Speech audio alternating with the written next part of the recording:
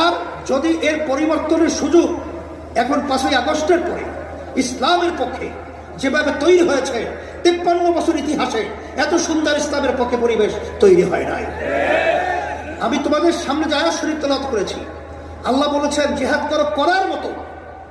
এখানে আমাদের কার্যক্রম যদি করার মতো করতে পারি, আমার তো মন বলছে বাতিল কখনোই বাংলার জমিনে মাথা উঁচু করে দাঁড়াতে পারবে না, সাহস পাবে না।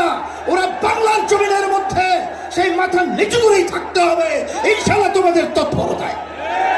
সেই হিসাবে আমি তোমাদেরকে বলবো যে আজকে দেখছো যে কত মায়ের কোল খালি হয়ে গেল। এই মায়ের কোল খালি করার রাজনীতি বাংলার মানুষ আর দেখতে চায় না। বাংলাদেশের টাকা বিদেশে পাচার করবে, বিদেশে বেগম পাড়া তৈরি করবে, এটার বাংলার জনগণ ছাত্র জনতা দেখতে চায় না। এর পরিবর্তন আমাদেরকেই করতে হবে। এই পরিবর্তনের জন্যই যদি আবার প্রয়োজন হয় আমরা আবার রক্ত দেব, আমরা জীবন দেব, তারপরে দেশকে সুন্দর দেশ করার জন্য রাজপথে থাকবো। থাকার জন্য কে কে রাজি আছো? নারায়ে তাকবীর, আল্লাহু আকবার, স্লোগান করব। সাথে সাথে আমি বিশেষ করে অন্তর্বর্তীকালীন সরকারকে বলবো, আমাদের যুগ্ম মহাসচিব জাতি আতাউর রহমান সহ বিভিন্ন দায়িত্বশীলরা বলেছেন যে আপনারা কোনো জনগণের ভোটে নির্বাচিত সরকার নয়, আপনারা হলো গণ অভ্যুত্থান, ছাত্র জনতা হাজারো হাজারো মায়ের কোল খালি করার বিনিময় আপনারা ক্ষমতায় এসেছেন।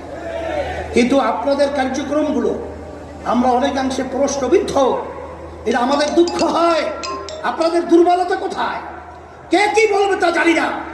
যারা নাকি নির্বাচনের জন্য অস্থির হয়ে গেছে, পিআর নির্বাচন পছন্দ করছেন না, আমি বলবো এখন বাংলাদেশের মানুষ সজাগ হয়ে গেছে। আপনারা জরিপ করে দেখেন, আপনারা তো মনে করেন আপনারা অনেক তালগাছ হয়েছেন। আসলে আপনাদের মায়ের পায়ের নিচে মাটি নেই, মাটি কিন্তু সরে গেছে।